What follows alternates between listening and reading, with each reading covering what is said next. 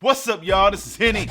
And yes, today we're going into it. We're talking about the apps that I'm using to create music. Which ones am I using? Which DAWs am I using? Which plugins am I using to get the best workflow in 2020, still in these quarantine times? Let's go!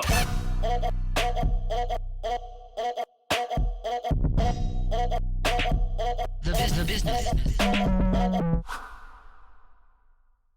So listen, I've been having a ton of fun and also quite some frustrations trying to find what is the best way to go about a workflow in 2020 for my iOS music production, vibe, flow, whatever you want to call it. Here's the deal. So back about 5 years ago when I started on this journey, there weren't as many apps that I could really dive into, and so it was kind of slim pickings to figure out which ones would work for my needs. And back then, I came across the app Beatmaker 2.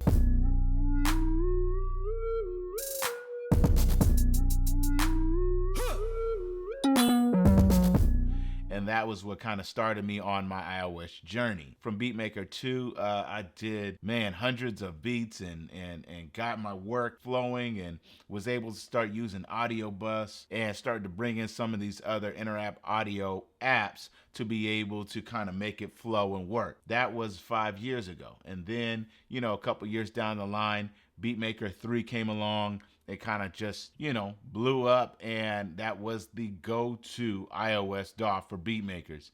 And a lot of people still have been using that to this day, Beatmaker 3. Now, through the years, there have been a ton of plugins, a ton of app developers. There's just been a ton of apps that have been great, that have come up on the scene and have really changed the way that people are doing music.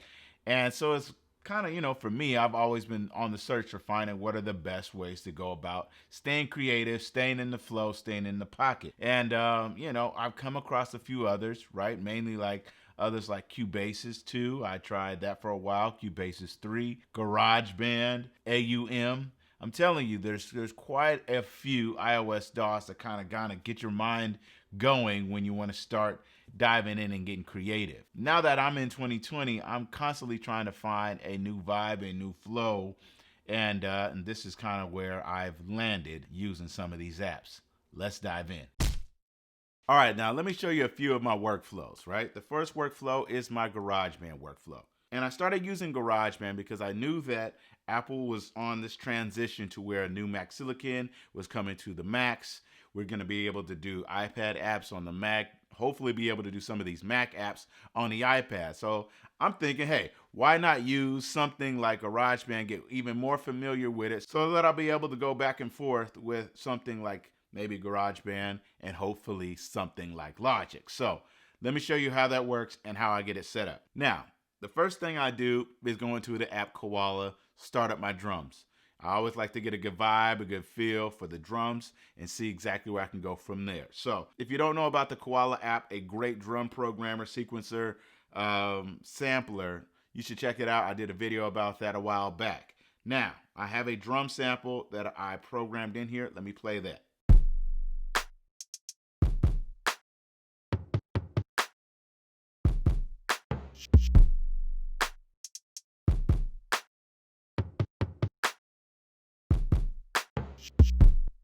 All right, so I got a drum loop. I like it. I'm vibing with it. What I normally will do is take it and start using that drum sample inside of GarageBand, loading Koala into GarageBand. Let me show you that. So you see here, I can easily go to something like the audio recorder. I can load an instrument. So I can go to Instrument, and in Input Settings, I can go to Inter-App Audio and select Instrument, and I'm just going to select the Koala sampler. Effect, I'm going to put none for now. So now if I were to press play,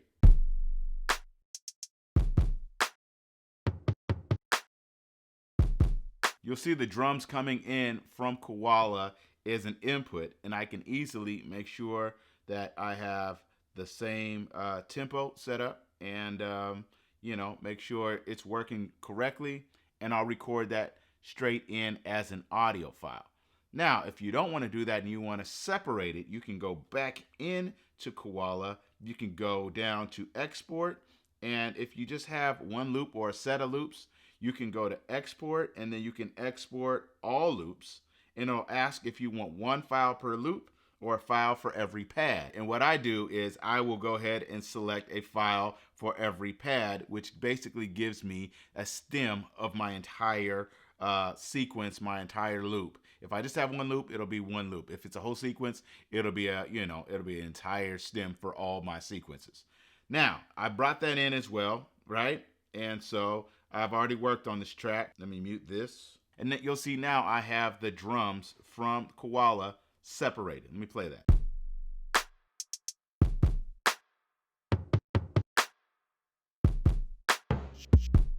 And then from there, I will, just start bringing in more pieces, right? I might bring in a sample from Blocks Wave to kind of, get my vibe going from there.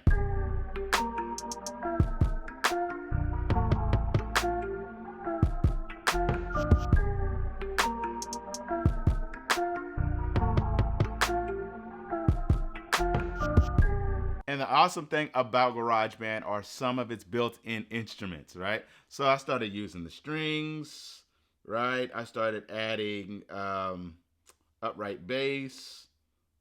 Even their smart drummer, I used a little piece of that for maybe a clap, and even adding some more drums from GarageBand itself, and you get something like this.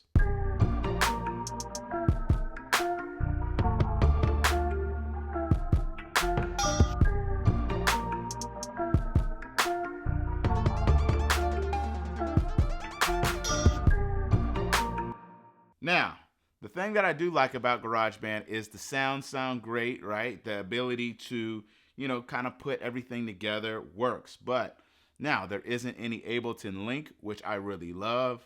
And trying to work with mixing inside of GarageBand is very kind of, to me, beginner, right? Because if I want to mix my drums specifically to, work for this track, it's kind of tedious to work with outside plugins because I'll have to go here, hit the mix window, come down, find compressor or EQ, and then from there go into edit and then add, audio unit extensions and then put it in there. It's like a 5-6 step process to really start mixing your sounds, and it can be very tedious. So I like things to be more convenient, and that's why sometimes the buck stops there for me when it comes to GarageBand, and I want to put it to something else like Logic, or even move all of these files into something like Cubasis. So let me show you another workflow. All right, another workflow that I've gotten used to and I'm having a lot of fun with is actually using Audiobus 3 and AUM, getting their presets set with Sampler app, with Blocks Wave, and sometimes even Koala again, to really get a flow going with a sampler, with a good looper, and sometimes a good drum programmer, and bringing it all together. Let me show you how that works. If you're doing something like this, it's Audiobus, AUM, sampler, Blocks Wave. And I learned this from my man, the Audio Dabbler. So I watched his video, showed you how to set up a preset in Audiobus as well as in an AUM to kind of bring all of these things together to be able to mix and match, bring sounds in, take sounds out. Let me show you. So I got Audiobus loaded up, and what I'm going to do is go into my presets. I have a Blocks sampler preset that I set up. I'm going to hit that and hit load, and it's going to load up AUM, Blocks Wave, sampler, and it's going to load all of these things up and give me a great workflow. So now let me go into AUM. So if I can go here, I can go to files, I can get block sampler, same type of file, but a different preset for AUM. Let's get all these other apps launched. Now I got Blocks Wave going, I've got sampler going. Let me kind of paint a good picture here. Like if you were in a main studio, right, and you've ever seen something called a patch bay, right? You got a mixer, you got a patch bay, and then you got your instruments, your computers, and everything that's going in between the patch bay and the mixer, the desk, whatever you call it.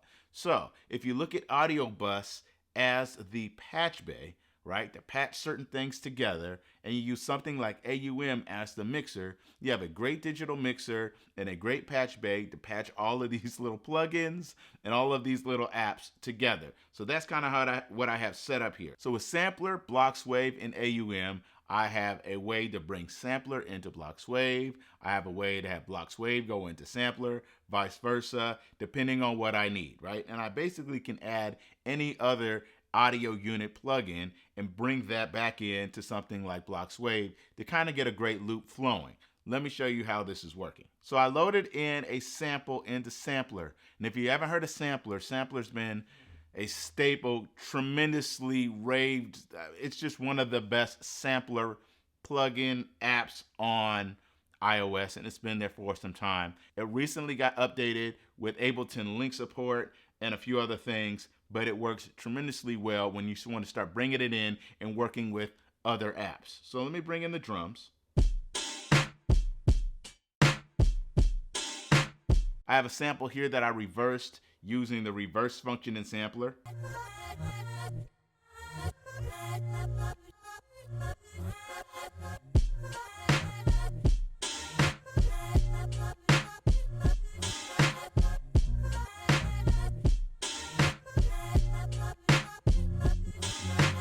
I brought in a sample bass.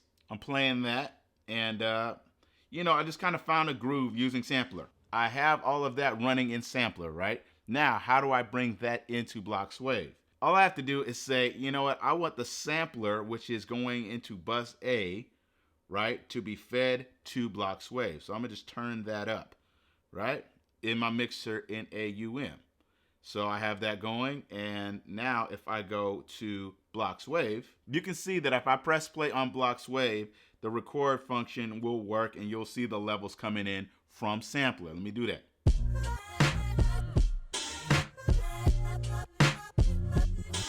So if I want them separated, I'll just kind of mute the different sounds, do them one by one. All I have to do is go into the Bloxwave tab in the Audiobus side over function. I say I want it in, let's see, bank 1 for 4 bars, and then just hit record, and it'll start playing. And now I have the drums, and I can bring everything else piece by piece in there like that, and kind of mix it up, do what I need to do, and have a track.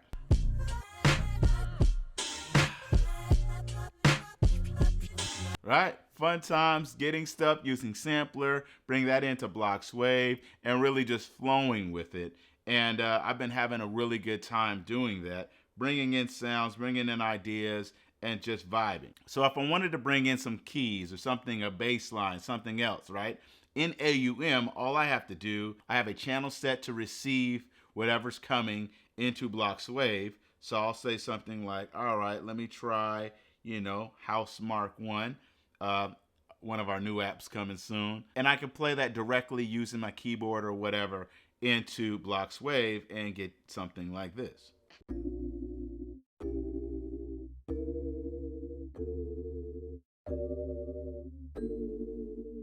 Bring in some bass from Model D, and you got a nice little groove. So what you're seeing is I have a whole different workflow where I'm using AUM with Audiobus, Bloxwave, Sampler, sometimes Koala. And then if I need to mix those in, I can use other plugins, other things, compressors, EQs, and whatever. And what I'll normally do is I'll take these files and bring them into Cubasis 3. My main objective right now is making sure that I can get great ideas, that I can take them to the next level, specifically when we're in these quarantine states and we're sometimes, we're by ourselves. We're not going to the studio as much. We're not collaborating in person as much. So I want to get as many great ideas as possible that I can send back and forth to my musician friends, to my co-producers, and the like, to be able to go and, just get some good stuff going. The issue right now is the fact that I have different workflows for different vibes. If I really want to start vibing, using some sample-based stuff, loop-based stuff, I'm going into, Sampler, Bloxwave, AUM, Audiobus, if I want to try to, really play some things out, or maybe get, try out GarageBand, I'm doing that where I'm using Koala for the drums, and then I'm bringing everything else and using it like I would have used Logic years ago. So it's hard to say exactly what workflow will work for me time and time again, because they both have their limitations, right? If I'm using something like GarageBand, the mixing functionality, the sequencing functionality just isn't to my liking, right? If I go to something like AUM, Audiobus, Sampler, it's basically like using a digital mixer to hook up a whole bunch of different apps together to work. And, I still need to bring it into a DAW to actually sequence out. If I'm using something like Cubasis 3, I'm going in and I'm trying to edit things, and I'm actually using it more like Pro Tools, where I'm bringing in just my files, bringing in just, what I already had done in another app, and then kind of mixing them from there, because it has a really good mixing, setup and things of that nature. But hey, that's my workflow. That's how I'm doing certain things out here in 2020. And I'll be real, it's been really fun using the iPad mini to just produce around the house. One is because it has that headphone jack, and I don't have to lug around any other type of audio interface to just start to get ideas, because our biggest thing is staying motivated, staying creative, staying on point. And this little kit right here just allows me to do a lot of fun things around the house, around the crib, doing other things. But, if I was traveling or if I was in the studio, I'd be using my iPad Pro and something bigger to be able to do a lot more with. Yo, so I hope y'all got something out of that, man. Listen, I'm just trying to show y'all my workflows. Just to be completely honest, I have not found the perfect DAW when it comes to what I really want to do in 2020. I'm still trying to find that perfect workflow that just continuously works through specific apps. I go, to certain apps for certain things, and I go to certain apps for others, which I guess in the end can be good, because they all kind of they work when you need them to work. And so hopefully y'all got something out of that. I'll list all the apps that I've used in this video in the description. And, hit me in the comments if you got a question about any app or anything else. I'm here for you. Hope you guys are staying safe, staying sound, staying healthy. I'll catch y'all next time. Hit 'em up!